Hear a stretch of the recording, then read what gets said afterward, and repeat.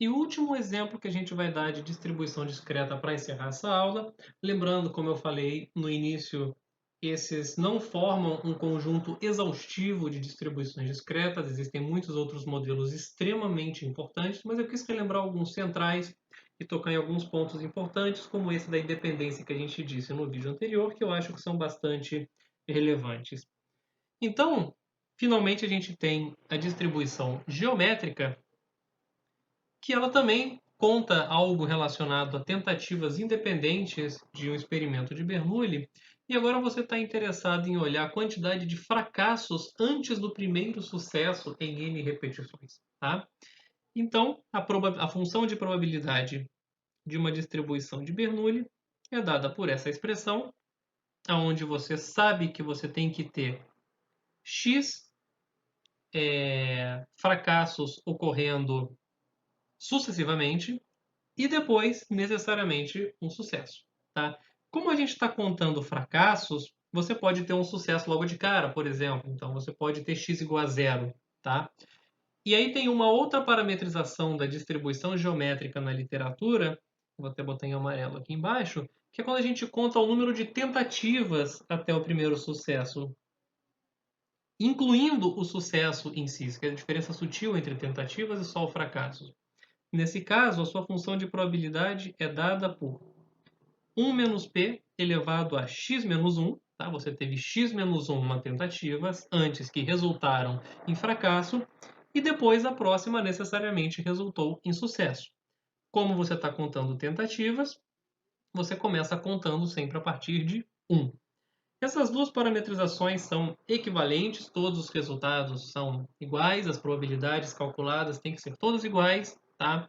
Porém, é uma questão de escolha, e sempre que eu me referir à distribuição geométrica, eu vou relembrar isso para vocês, mas eu vou sempre preferir usar essa parametrização aqui em termos dos fracassos, tá? Então, o principal recado disso é para você ficar atento quando você for consultar a literatura, olhar algum livro, for ler algum artigo.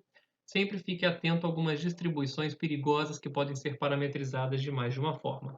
Só ilustrando para vocês, outros casos podem ser a distribuição exponencial, que pode ser parametrizada pela média ou pela taxa, distribuição gama também, que o segundo parâmetro da gama pode variar, a distribuição normal, que em geral a gente parametriza pela média e pela variância, mas você pode parametrizar pela média e pela precisão, que é o inverso da variância. E todas elas são bastante úteis, bastante usadas, não existe melhor nem pior, depende do contexto e do que você quer fazer. Voltando à nossa distribuição geométrica, vamos ilustrar a utilidade dela através de um breve exemplo que, de novo, a gente vai relembrar a hipótese de independência. Tá? Então você tem uma linha de fabricação de um determinado equipamento e essa linha de precisão de fabricação ela é interrompida na primeira ocorrência de determinado efeito.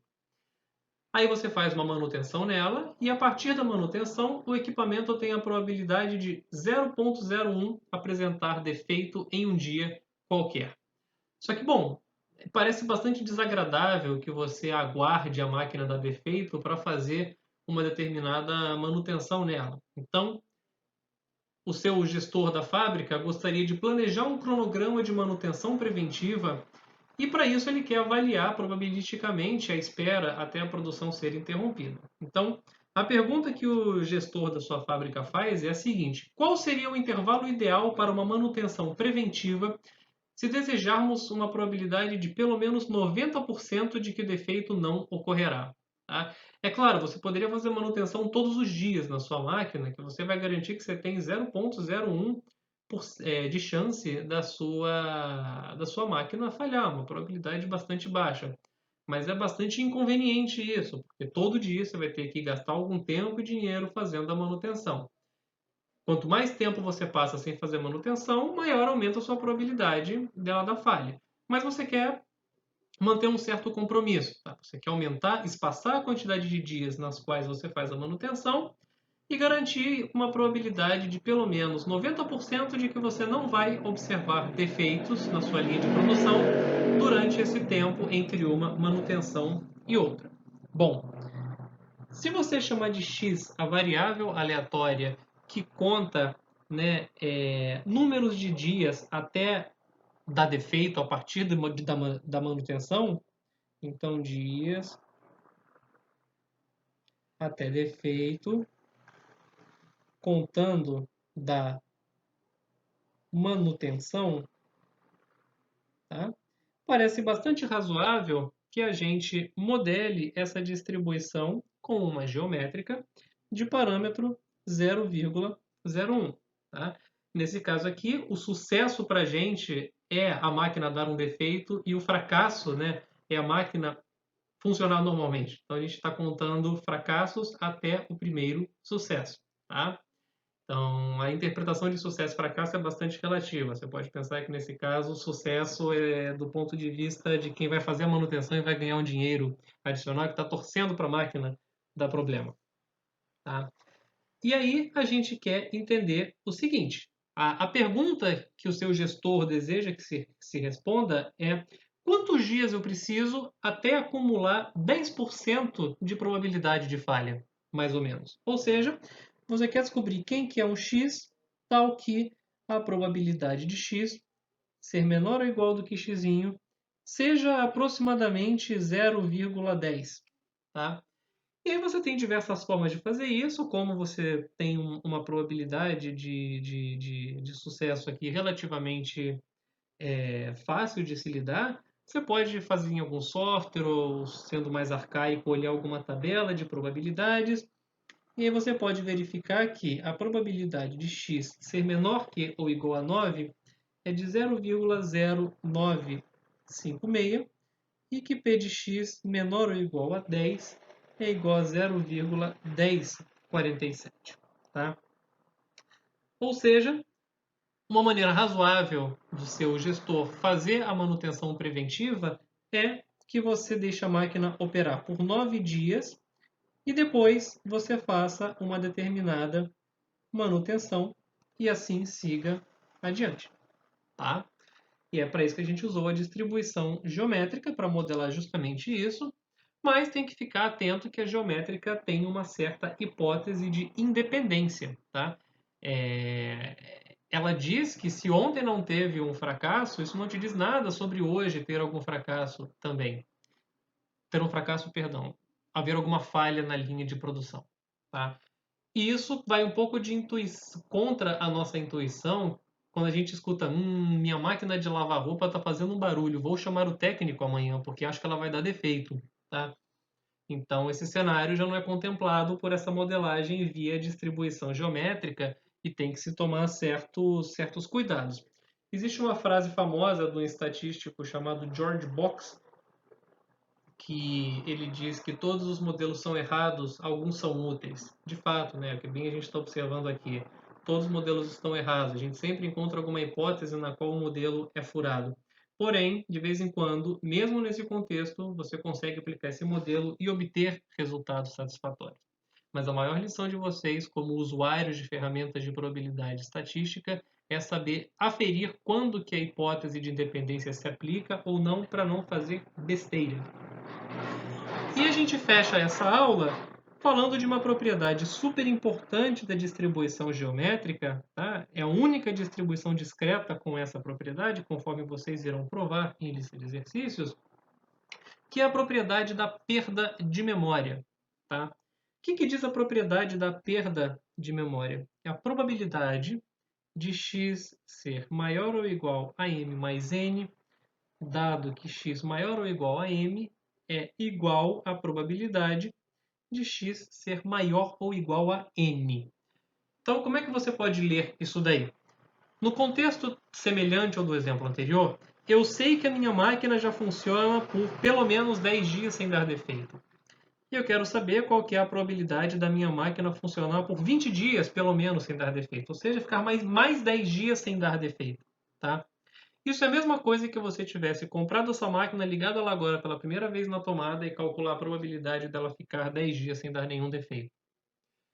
Essa hipótese pode fazer sentido em alguns contextos, como, por exemplo, quando você lida com equipamento novo, equipamento de altíssima qualidade, equipamentos que sofrem manutenção periodicamente, mas isso não leva em consideração um certo desgaste do seu equipamento.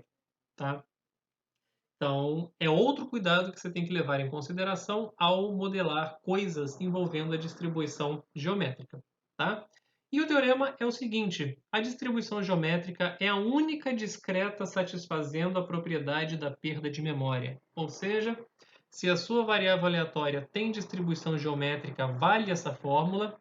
E a volta é o mais surpreendente, né? Se vale essa fórmula, então a sua variável aleatória tem distribuição geométrica. Ou seja, se você observa um fenômeno que satisfaz isso, a única possibilidade razoável para modelar esse fenômeno é através de uma distribuição geométrica, assumindo que ela é discreta, é claro.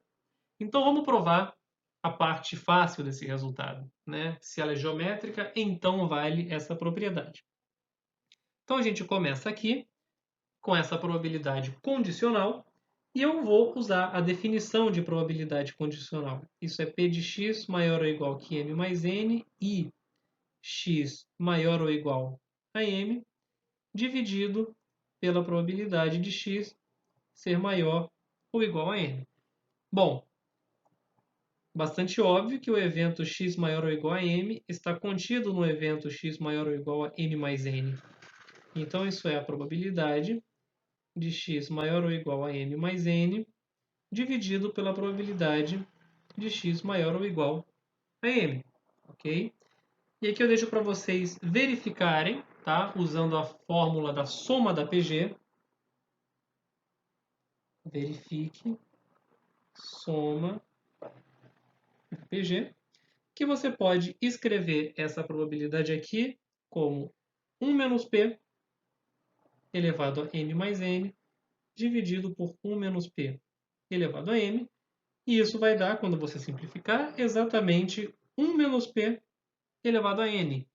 E como você acabou de verificar, calcular, né, a probabilidade de uma geométrica ser ao menos algum valor, isso aqui é igual à probabilidade de x ser maior que ou igual a n, conforme nós gostaríamos de provar, tá? Só falta, para completar, você provar que vale a volta. Dado que vale a perda de memória, a distribuição é geométrica. Finalizo essa aula apontando um erro comum na interpretação da propriedade da perda de memória, que é o seguinte: vamos colocar em valores numéricos para ficar mais fácil. O que a perda de memória diz para você, e eu vou colocar isso em verde, é o seguinte: a probabilidade de x maior ou igual a 40, dado que x maior ou igual a 30, é igual à probabilidade de x maior ou igual a 10. Né? Lendo isso daqui, se eu sei que a minha máquina funcionou por pelo menos 30 dias e eu quiser que ela funcione por mais 10, por isso esse 40 aqui, isso é igual à probabilidade da minha máquina funcionar por pelo menos 10 dias, dado que eu acabei de tirá-la da caixa. Então isso aqui está correto. Enquanto que, se você olhar essa outra interpretação falha, ela diz o seguinte: probabilidade de x maior ou igual a 40, dado que x maior ou igual a 30, é igual à probabilidade de x maior ou igual a 40. Isso é falso, tá? Essa não é a interpretação correta da propriedade da perda de memória, tá? O que tem que estar aqui do lado direito é justamente a diferença, né? O adicional em relação ao que você já sabe. Caso você olhe para essa segunda igualdade aqui, ela só é verdade se esses dois eventos aqui forem independentes, né? Eu estou dizendo que condicionar em algo não me altera em nada a informação que eu estou considerando. E como eu sei que o evento x maior ou igual a 30 está contido no evento x maior ou igual a 40, nesse caso particular, isso só vale se p de x maior ou igual a 30 for igual a 1. Tá? O que não acontece com uma distribuição geométrica, porque ela tem, ela assume valores de 0 até 29. Tá? Então, fiquem alertas com esse erro comum na interpretação da propriedade da perda de memória. E aqui encerramos esse vídeo e as aulas dessa semana também.